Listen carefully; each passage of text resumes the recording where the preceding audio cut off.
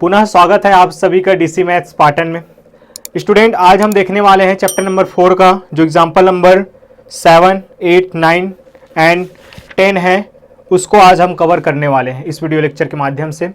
और जो example number 7 है जिससे हम शुरुआत करने वाले हैं, वो जो क्वेश्चन है काफ़ी इंपॉर्टेंट क्वेश्चन है अपने आप में, बहुत अच्छा पैटर्न है और ख़ासकर मेरा तो बहुत ज़्यादा पसंदीदा क्वेश्चन है ये। मैं बच्चों को, क्योंकि यहाँ हमें इक्वेशन मिलने वाला है, याद रखिएगा 2 इक्वेशन यहाँ बनने वाले हैं और 2 इक्वेशन और 2 चर का इक्वेशन बनने वाला है, मतलब कि 2 अलग अलग हमारे पास अननोन क्वांटिटी मिलेगी। ऐसा खेल हम पहले से खेल चुके हैं, इसलिए ये अपना फेवरेट भी मान सकते हैं। चलिए क्वेश्चन मैं रीड कर रहा हूँ। क्वेश्चन है आपका, एक समांतर श्रेणी, कितने समांतर श्रेणी? एक समांतर श्रेणी में 50 पद हैं। कुल कितने पद हैं? 50। इसका मतलब किसका मान निकल गया आपका? जी, n का मान निकल गया। n का मान दिया है, जिसका तीसरा पद 12 है और अंतिम पद 106 है। तब इसका 29वां पद ज्ञात कीजिए। बड़ा ही आसान क्वेश्चन है। सभी बातें जो पूर्व में आपने सीखी हैं उसको ध्यान में रखना है। क्या होता है a, क्या होता है d, n किसको कहा जाता है, an किसको कहा जाता है। अगर आपने उस वीडियो लेक्चर को नहीं देखा है तो वीडियो नंबर 1 को आप ज़रूर देख लीजिए। चलिए, क्वेश्चन का कहना है कि टोटल नंबर ऑफ टर्म्स कितने हैं। एक AP दी गई है, मान लीजिए ये AP है, इसमें टोटल नंबर ऑफ टर्म्स कितने हैं? 50 है। और total of number of terms को हम किससे दर्शाते हैं? पदों की संख्या को, पदों की संख्या को n से दर्शाते हैं। तो दिया है पहला चीज पदों की संख्या, पदों की संख्या n बराबर 50 है, n बराबर 50 है। अब यदि मैं मान लूं कि इसका प्रथम पद क्या है, इसका प्रथम पद है आपका a और द्वितीय पद है क्या, कॉमन डिफरेंस सर्वांतर क्या है? d है। माना कि श्रेणी का प्रथम पद a व सार्वांतर d है। तब और क्या क्या चीजें दी गई हैं? तब क्या चीज दिया है? क्या दिया है कि इसका जो तीसरा पद है वो 12 है और अंतिम पद इसका कितना है? 106 है। तीसरा पद मतलब कि क्या? A1, A2, A3, A3 आपको दे दिया गया है। A3 इज इक्वल टू क्या? 12 है व अंतिम पद टोटल पदों की संख्या, जो नंबर ऑफ टर्म्स है वो कितना है? पदों की कुल संख्या 50 है। मतलब कि 50वें पद का मान आपको दिया गया है। मतलब कि क्या? A50 आपको दिया गया स्टूडेंट। क्या 50th टर्म आपको बताया गया है वो कितना है? 106 है। क्या इतनी बातें समझ में आई? A3 है तीसरा पद 12 और A50 है आपका 106। अब यदि मान लीजिए, चूंकि हम जानते हैं कि an बराबर क्या होता है, सूत्र nवां पद का a plus n-1 into D, जहाँ a क्या है? प्रथम पद और d क्या है? सार्वांतर है। इस चीज़ को आप A3 और A50 लिखने के बाद भी लिख सकते हैं, कोई दिक्कत वाली बात नहीं है। चलिए, उसके बाद ये फॉर्मूला अब देखिए। तब A3 का मान मैं यहाँ से क्या ले सकता हूँ? Therefore A3 is equal to, A3 का मान जहाँ जहाँ n दिखाई दे रहा है क्या रख देंगे? 3 रख देंगे। a plus 3-1 into D is equal to क्या हो जाएगा? ये a plus 3-1 into means 2d। तो A3 का मान क्या आ गया? a plus 2d। लेकिन क्वेश्चन के अनुसार इसी A3 का मान क्या है? 12 है। इसका मतलब लेफ्ट हैंड साइड जब मेरा बराबर, तो राइट हैंड साइड भी बराबर होता है, ये जानते हैं आप। तो यहाँ से मैं A3 का मान क्या लिख सकता हूँ? a plus 2d is equal to 12, equation number 1। आखिर ऐसा क्यों कर रहे हैं? ये भी तो सवाल आ सकता है। हम जानते हैं स्टूडेंट कि अगर आपको क्वेश्चन ने कहा है कि 29वां पद आपको ज्ञात करना है, तो 29वां पद आपको ज्ञात करने के लिए किसकी ज़रूरत पड़ेगी? एक तो 29वां, 29 मतलब कि ये जो 29 दिया है वो किसका मान है? n का। उसके बाद ज़रूरत पड़ती है आपको ए और डी का, तब जाके आप निकाल सकते हैं। और ए और डी निकालने के लिए ये दो केस दिए गए हैं, ये जो आपको दो इक्वेशन बनेंगे वहीं से आपको ए और डी मिलेगा। चलिए आगे बढ़ते हैं। एक इक्वेशन बन गया, सेकंड इक्वेशन कहाँ से बनेगा, यहाँ से। तो यहाँ से मैं लिख सकता हूँ A50 का मान क्या हो जाएगा, फॉर्मूला मेरे पास है ये, n के जगह पे क्या रख दूंगा, A50 रख दूंगा, A plus 50 minus 1 into D, तो यहाँ से हो जाएगा A प्लस 49D। फिर से A50 का मान हमने A प्लस 49D निकाल रहे हैं और क्वेश्चन ने 106 कहा है, इसका मतलब राइट हैंड साइड फिर से बराबर हो जाएगा। मैं लिख सकता हूँ A plus 49D is equal to 106। ये रहा इक्वेशन नंबर 2, इक्वेशन 1, इक्वेशन 2। यहाँ भी एक वेरिएबल क्या है A और दूसरा वेरिएबल D, A और D। अब आपके पास दो मेथड होते हैं इक्वेशन सॉल्व करने के। पहला मेथड प्रतिस्थापन विधि जो पॉपुलर है वो, और दूसरा मेथड है आपका विलोपन विधि। किससे बनाना पसंद करेंगे, बिल्कुल विलोपन से बनाना, क्योंकि यहाँ भी A यहाँ भी A को कैंसिल करना बड़ा ही आसान। तो क्या कर देंगे, एक बार घटा देते हैं इसको, तो समीकरण 1 ऋण समीकरण 2 करने पर क्या हो जाएगा, यहाँ से A plus 2D minus A plus 49D। याद रखिएगा, मैं बार बार कहता हूँ कि जैसे ही माइनस साइन लगाइए आप क्या करेंगे, ब्रैकेट यूज़ करेंगे। यहाँ से हो जाएगा 12 माइनस 106। आगे बढ़ते हैं, ये यहाँ से मिल जाएगा मुझे A plus 2D minus A minus 49D is equal to, ये हो जाएगा आपका 2, अगर मैं 2 को माइनस करता हूँ तो 4 और 10 यहाँ बचेगा, तो यहाँ आ जाएगा 94। कैसे आया, चलिए एक बार बता ही देता हूँ। 6 माइनस 2 करेंगे 4 आएगा, 10 माइनस 1 करेंगे 9 आएगा, तो 94 आया। चूँकि बड़े के साथ माइनस साइन इसीलिए minus 94। Plus A minus A cancel, और यहाँ है प्लस 2D और यहाँ है माइनस 49D। इस तरीके से क्या हो जाएगा, 47D is equal to minus 47D is equal to 94। आगे जब मैं इसको सॉल्व करता हूँ तो D का मान मेरा आ जाएगा माइनस 94 डिवाइडेड बाई माइनस 47, और 47 का डबल होता है आपका क्या, 94। माइनस से माइनस कैंसल, D का मान निकल चुका है, एक वेरिएबल का मान निकल चुका है, किसी भी एक इक्वेशन में रख दीजिए, क्या निकल जाएगा, बचे हुए वेरिएबल का मान, बचे हुए चर अर्थात A का मान आपको निकल जाएगा। तो समीकरण 1 में D का मान रखने पर, समीकरण 1 में D का मान रखने पर क्या हो जाएगा, A plus 2 into 2 is equal to 12। यहाँ से A प्लस 2 इंटू 2 4, और जब ये प्लस 4 इधर जाएगा तो क्या हो जाएगा, माइनस 4। पहले से यहाँ कौन बैठा हुआ है, 12 बैठा हुआ है, तो ये रहा minus 4। Therefore A is equal to क्या निकल जाएगा हमारा, 8। ये रहा A का मान, ये रहा D का मान। A और D हमें पता चल गया, इसीलिए क्वेश्चन के अनुसार हम क्या कर लेते हैं, अब जो बोला गया है आपका, अतः अब श्रेणी का 29वां पद, तो क्या हो जाएगा 29वां पद, A29 is equal to A का वैल्यू है आपका 8। चलिए इसको मैं लिख ही देता हूँ एक बार अच्छे से। A29 is equal to A का मान यहाँ आएगा, मैंने बस अभी N का मान रखा है और D का मान मुझे रखना है। तो A29 का A का वैल्यू है 8, ये 29 माइनस 1 कितना हो जाएगा, 28 हो जाएगा, इंटू D का मान है 2। आगे सॉल्व करते हैं, A प्लस ये हो जाएगा आपका 56, इस तरीके से ये हो जाएगा 64।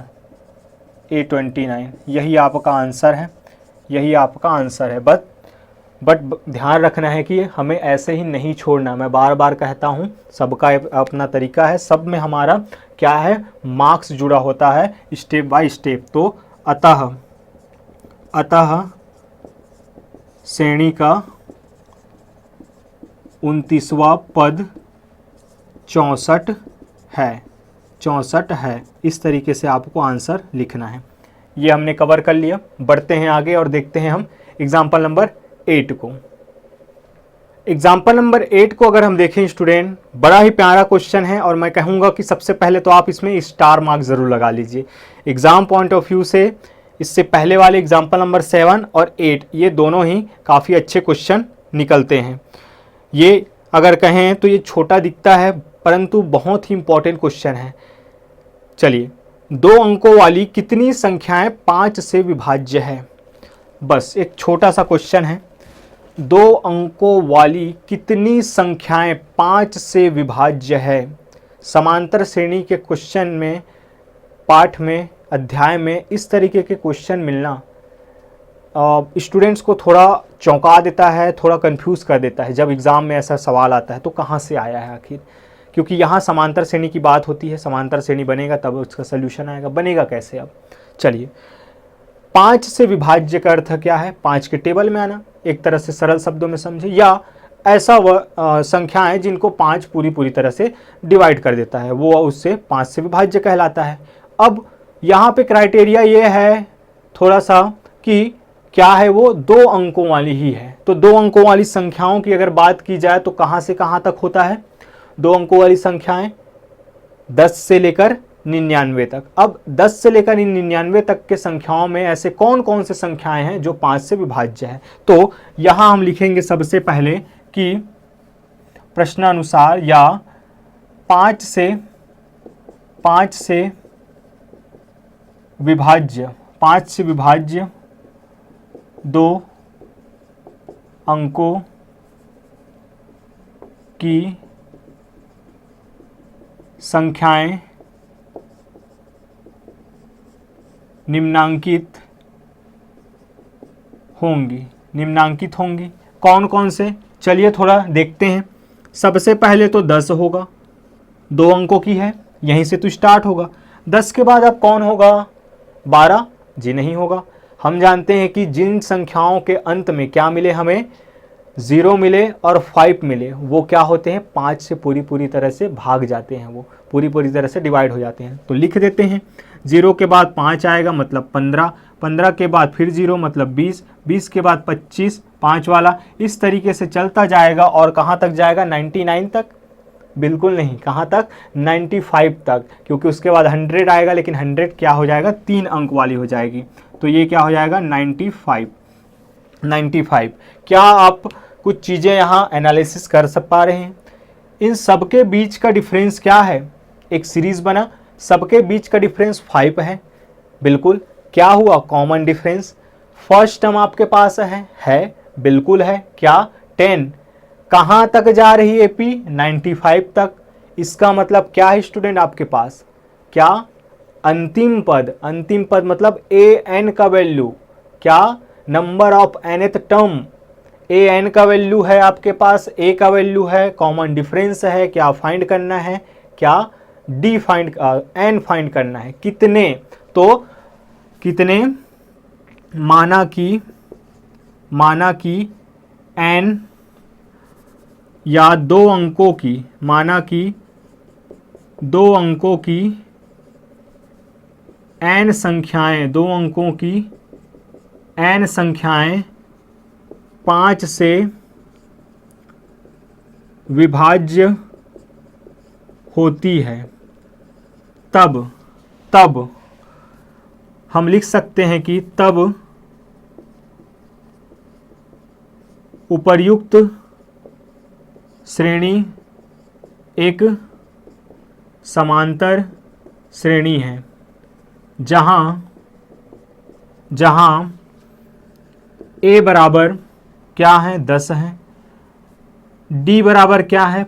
5 है, और an हमें नहीं पता कितने टर्म्स हैं, तो an का वैल्यू क्या है? लास्ट टर्म, अंतिम पद लिख सकते हैं हम।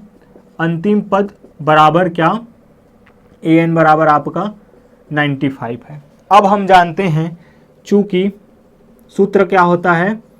an बराबर a plus n minus one into D. एक बार और मैं बता दूं स्टूडेंट, ये जो फॉर्मूला है आपका शुरू के क्वेश्चन 1 मार्क के क्वेश्चन से लेकर 6 मार्क के क्वेश्चन तक हर जगह आपको दिखाई देगा, इसलिए आप AN बिल्कुल भली भांति परिचित हो जाइए। वीडियो लेक्चर ज़रूर देख लीजिए, अगर चीज़ें क्लियर नहीं हैं तो बेसिक से, तो चीज़ें क्लियर हो जाएंगी। फिर चलिए बढ़ते हैं आगे और देखते हैं हम कैसे करना है। अब AN वैल्यू रखते जाते हैं। AN पता है, बिल्कुल पता है सर, 95 है आपके पास इस सीरीज़ के लिए 95। फिर A पता है क्या, बिल्कुल 10। D पता है क्या, बिल्कुल पता है, तो n minus one into D 5 रखते हैं वैल्यू। आगे 10 जब इधर आएगा तो क्या हो जाएगा, ये हो जाएगा आपका 95 माइनस 10 और यहाँ पे रहेगा n माइनस वन इंटू 5। आगे बढ़ते हैं, यहाँ हो जाएगा 85 is equal to n minus one into 5। ये इंटू में है 5, चल के इधर आएगा तो क्या हो जाएगा, डिवाइड में हो जाएगा, तो 85 divided by 5 is equal to n minus one, इस तरीके से।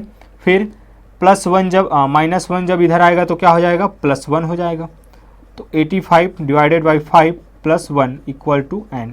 इस तरीके से जब मैं इसको सॉल्व करूँगा तो क्या मिलेगा मुझे, ये मिलेगा 85 प्लस 5, 5 वन ज़ा 5 एंड 85 प्लस 5 डिवाइडेड बाई 5। क्या चीज़ें समझ में आई, नहीं आई? तो 5 इसके नीचे कुछ नहीं, मतलब क्या है स्टूडेंट, 1 छिपा हुआ है। मैंने दोनों का एलसीएम ले लिया, 5 आएगा। 5 को 5 से डिवाइड करने पर 1 और 1 को 85 से मल्टीप्लाई करने पर क्या आएगा, 85 ही आएगा। प्लस का साइन, 5 को 1 से डिवाइड करने पर 5 और 5 को 1 से मल्टीप्लाई करने पर 5 आएगा। तो 85 प्लस 5 क्या हो जाएगा, 90 हो जाएगा। इस तरीके से क्या हो जाएगा, 90 divided by 5 is equal to n। तब n का मान क्या आ जाएगा, 5 वन ज़ा 5, यहाँ से बच जाएगा 4, 5 8 ज़ा 40, तो n का मान कितना, 18 आया। मतलब कि जो 18 दो अंकों की जो 18 संख्याएं हैं, कहाँ से कहाँ, 10 से 95 के बीच जो 18 संख्याएं हैं वो क्या होती हैं, 5 से विभाज्य होती हैं। अतः आप लिखेंगे यहाँ, अतः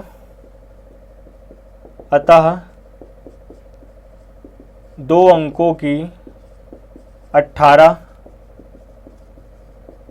संख्याएं 5 से विभाज्य हैं, 5 से विभाज्य हैं। ये आपका आंसर हुआ।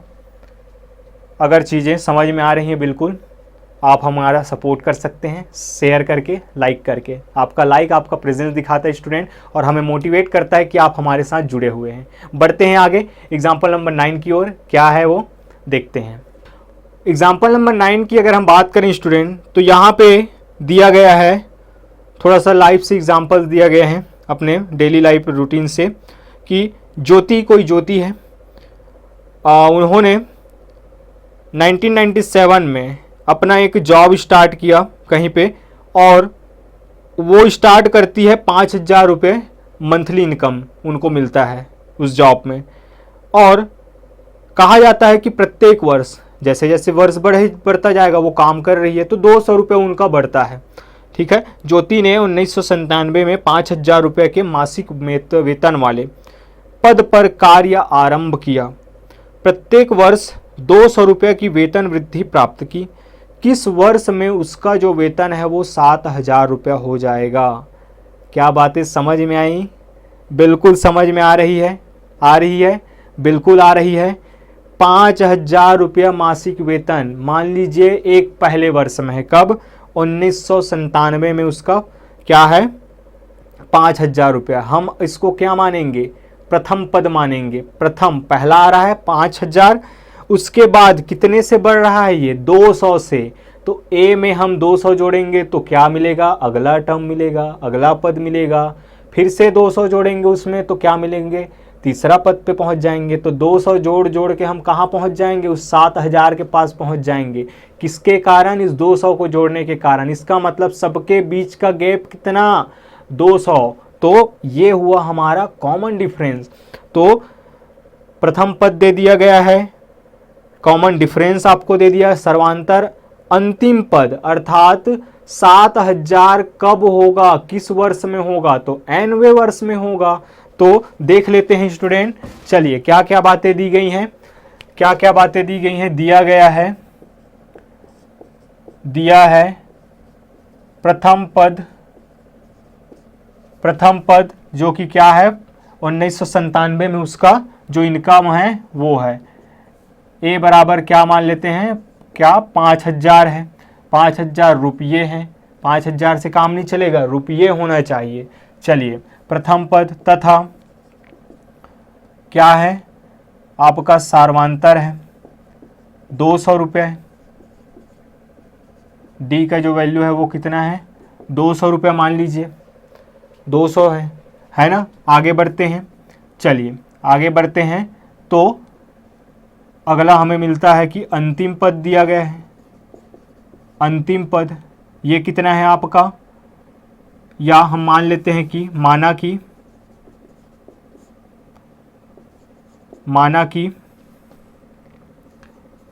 nवें वर्ष में आय जो है 7000 रुपये हो जाती है, तब an का जो वैल्यू है वो कितना दे दिया है 7000 रुपये। an क्या होता है स्टूडेंट, आपका अंतिम पद होता है, अंतिम पद होता है, nवें पद का मान होता है। तो nवें पद मीन्स सबसे अंतिम में जो आएगा तो क्या है वो 7000। अब हमें ये पता करना है कि 7000 तक पहुंचने के लिए हमें कितने जंप करने होंगे, मतलब कि n का वैल्यू हमें फाइंड करना है। तो n तो हमने कह दिया कि nवें वर्ष में है। तो चलिए चूंकि हम जानते हैं क्या an इज इक्वल टू क्या a plus n-1 into D, रख दीजिए वैल्यू। an का वैल्यू है आपका 7000, a का वैल्यू है आपके पास 5000, n निकालना है मुझे, d का वैल्यू है 200। चलिए सॉरी यहाँ पे प्लस का साइन मैं भूल रहा हूँ, लगा लीजिए, बिल्कुल लगा लेते हैं वरना सब गड़बड़ हो जाएगा। 5000 जब चल के इधर आ जाएगा तो क्या हो जाएगा, इस 7000 में माइनस हो जाएगा, यहाँ बचा रहेगा n-1 इंटू 200। चलिए यहाँ से क्या बच जाएगा आपका 2000 और यहाँ बचेगा n-1 इंटू 200। चलिए आगे बढ़ते हैं, 200 जब इधर आएगा तो क्या हो जाएगा, इसके डिवीज़न में आ जाएगा, डिनोमिनेटर में आ जाएगा, वो क्या हो जाएगा यहाँ से ये n-1। क्या बातें समझ में आई, बिल्कुल आया सर, कि हमने सूत्र रखा nवें पद का, a का मान रखा, an का मान रखा, a का मान रखा, d का मान रखा, फिर हमने सॉल्व किया। यहाँ पे 200 इसके साथ गुणे में है, इधर आएगा तो भाग में, पक्षांतर करने पर साइन चेंज हो जाता है। फिर यहाँ से 10 से 10 कटा, 10 से 10 कटा, 2 के टेबल में 20 कितने टाइम्स में, 10 टाइम्स में आता है। तो यहाँ से मैं लिख सकता हूँ 10 इज इक्वल टू n-1। इस तरीके से आपको क्या मिल जाएगा, ये n इज इक्वल टू 11। क्या आपको n का मान चाहिए था, बिल्कुल n का मान चाहिए था। n का मान क्या दर्शा रहा है, ये दर्शा रहा है हमारे nवें वर्ष, मतलब कि 11वें वर्ष में। तो 11वां वर्ष कौन सा होगा, 1997 से 11वां वर्ष। चूँकि यहाँ 1997 में जो आय है वो भी इंक्लूडेड है, मतलब कि 5000 क्या है आपका 1997 का आपका आय है। इसीलिए हम क्या करेंगे कि 1997 से काउंट करते जाएंगे और क्या हो जाएगा, जिस भी वर्ष में आएगा उस वर्ष में इसका 7000 रुपये हो जाएगा, क्योंकि यहाँ वर्ष पूछा गया है।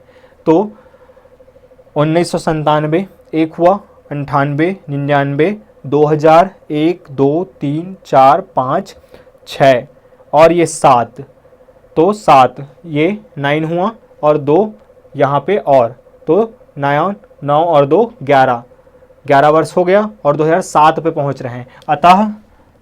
अतः 2007 में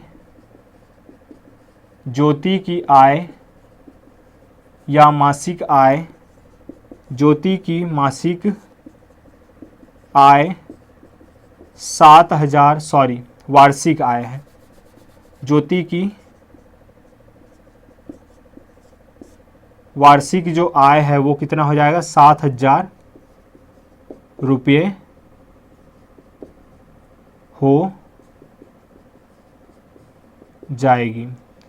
ठीक है, यही पूछा गया था कि मासिक वेतन वाले पद पर कार्य आरंभ किया जाता है तो प्रत्येक वर्ष 2,000 रुपये की वेतन वृद्धि प्राप्त, किस वर्ष में उसका वेतन 7,000 रुपया हो जाएगा। सॉरी स्टूडेंट, यहाँ पे ये सब लिखने की ज़रूरत नहीं है कि अतः 2007 में ज्योति की जो मासिक आय है, सही जा रहे थे हम, मासिक आय जो है वो 7,000 रुपये हो जाएगी। इस तरीके से आपको लिख लेना है अपने लैंग्वेज में, यही आपका आंसर हो जाएगा। फिर से मैं बता दूं, चूंकि हमने 5,000 को इंक्लूड किया है, होगा क्या, आप गिनती जब करेंगे तो आप, हमारा आदत है हम जिस वर्ष से स्टार्ट करते हैं उसको छोड़ देते हैं, तो 1997 को आपको काउंट करना है। क्यों? क्योंकि वहाँ से हमने फर्स्ट टर्म को बनाया है, 5,000 को फर्स्ट टर्म, तो वहाँ की डेटा जब इंक्लूडेड है तो गिनती भी वहीं से स्टार्ट होगी। तो 2007 तक हमारा जाएगा 11वां, तो 11वें वर्ष 11 जो एन का मान 11 आया, इसीलिए वहाँ से 11 वर्ष बाद अर्थात 2007 में जो है वो उसका 7,000 रुपया हो जाएगा। बढ़ते हैं आगे और देखते हैं एक और इम्पॉर्टेंट क्वेश्चन और एग्जाम पॉइंट ऑफ व्यू से बहुत ही बेहतरीन क्वेश्चन की तरफ। Example number 10। एग्जाम्पल नंबर 10 की अगर हम बात करते हैं स्टूडेंट, बहुत ही अच्छा क्वेश्चन है और बहुत ही मतलब पूछने लायक क्वेश्चन है, मान के चलिए। आपके अर्धवार्षिक, त्रैमासिक, प्री बोर्ड में या बोर्ड में भी ये क्वेश्चन आ सकता है, या इस पैटर्न के क्वेश्चन काफ़ी पूछे जाते हैं। तो ये क्वेश्चन है आपका, एक समांतर श्रेणी का जो पीवां पद है, पीवां पद वो क्या है, क्यों है।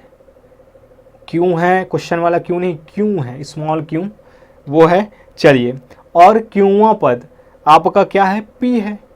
पीवां पद क्यों है, क्योंवा पद क्या है, पी है। तो हमें एमवा पद ज्ञात करना है। तब हमें क्या करना है, एमवा पद हमें ज्ञात करना है। एक समांतर श्रेणी है, ना तो उसके प्रथम पद की बातें पता है, हमें क्या डेटा है उसमें नहीं पता, ना तो हमें उसके सर्वांतर के बारे में पता है। सभी चीज़ें क्या दी गई हैं आपको, अननोन वेरिएबल के तौर पे दी गई हैं।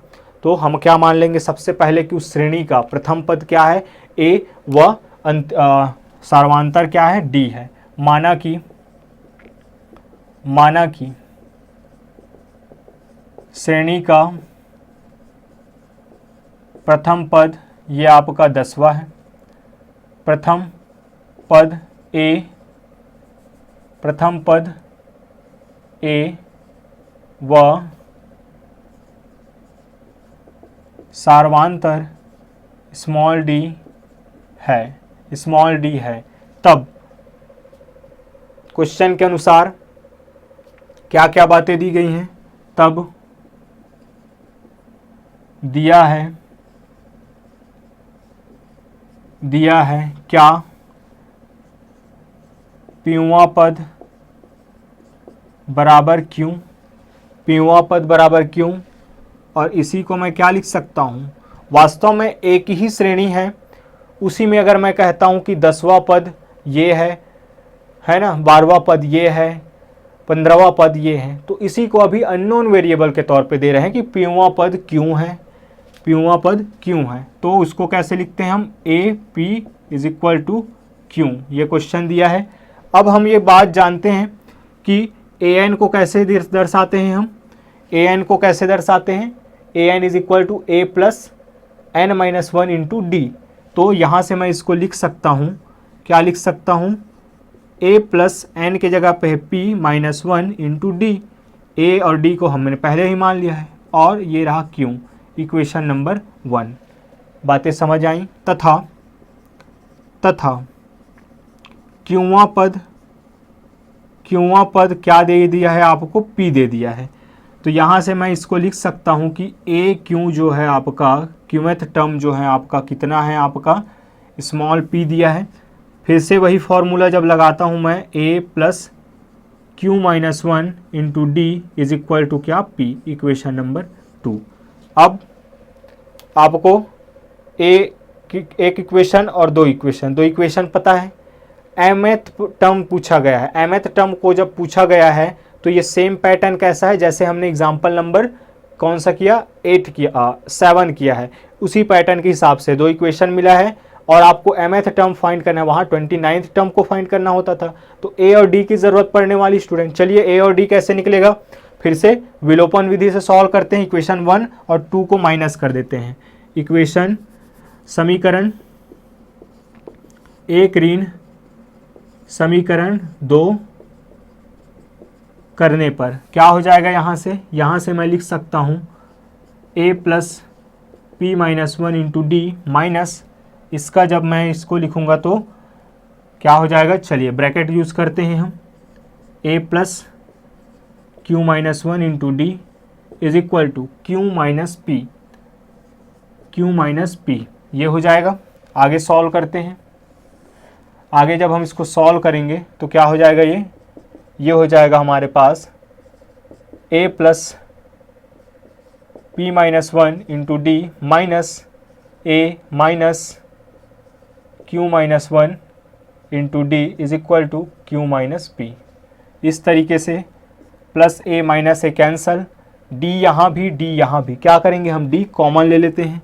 d जब हम कॉमन ले लेंगे तो अंदर क्या बचेगा, यहाँ बच जाएगा p माइनस 1 माइनस साइन के साथ ये बचेगा q माइनस 1, माइनस साइन अंदर जाएगा तो माइनस q, माइनस और माइनस प्लस 1। क्या चीज़ें समझ में आई। यहाँ से हमने d कॉमन ले लिया इन दोनों से, यहाँ बचा p minus 1 minus q minus 1, चूँकि ब्रैकेट में लगा है तो अंदर जाएगा माइनस साइन तो माइनस q और माइनस प्लस। ठीक, चलिए -1 और +1 कैंसल हो जाएगा। यहाँ क्या है आपका, ये q है माइनस p, तो यहाँ बच जाएगा ये d p minus q is equal to q minus p। इस तरीके से d का वैल्यू अगर मैं देखूँ तो d का वैल्यू क्या निकल जाएगा, ये निकल जाएगा q minus p divided by p minus q। क्या कुछ और सरल किया जा सकता है, ये रहा p माइनस q, ये रहा q माइनस p। अगर मैं इसको इंटरचेंज कर दूं, आपस में बदल दूं, अर्थात यहाँ से माइनस साइन पहले ले लूँ, मैं p को पहले लाना चाहता हूँ वो भी धनात्मक रूप में, तो क्या हो जाएगा, मैं माइनस साइन कॉमन ले लेता हूँ तो ये हो जाएगा p minus q, minus sign जब अंदर आएगा तो माइनस p यथावत रहेगा, माइनस और माइनस प्लस सब चीज़ सेम रहेगा, तो माइनस p माइनस q आपस में कैंसल, इस तरीके से -1। तो d का मान आपको मिल गया, d is equal to -1, d is equal to -1। d का मान निकल गया, इक्वेशन 1 या 2 में रख दीजिए, क्या निकल जाएगा, a का मान निकल जाएगा। अतः समीकरण 1 से क्या हो जाएगा, ये हो जाएगा आपका a plus q minus 1 into d means -1 equal to p। यहाँ से ये हो जाएगा a minus q plus 1, minus इसके साथ जब होगा तो माइनस पूरा अंदर में साइन चेंज कर देगा। यहाँ से a का मान मुझे चाहिए तो a मैं रखूँगा यहीं और बाकी सब ट्रांसफ़र कर लूँगा इधर, तो क्या हो जाएगा, p पहले से है यहाँ, चलिए यहाँ लिख लेते हैं, a का मान मुझे चाहिए, ये सब ट्रांसफ़र होके जाएगा तो इक्वल के उस पार p पहले से है, माइनस q जाएगा तो प्लस q, प्लस 1 जाएगा तो -1।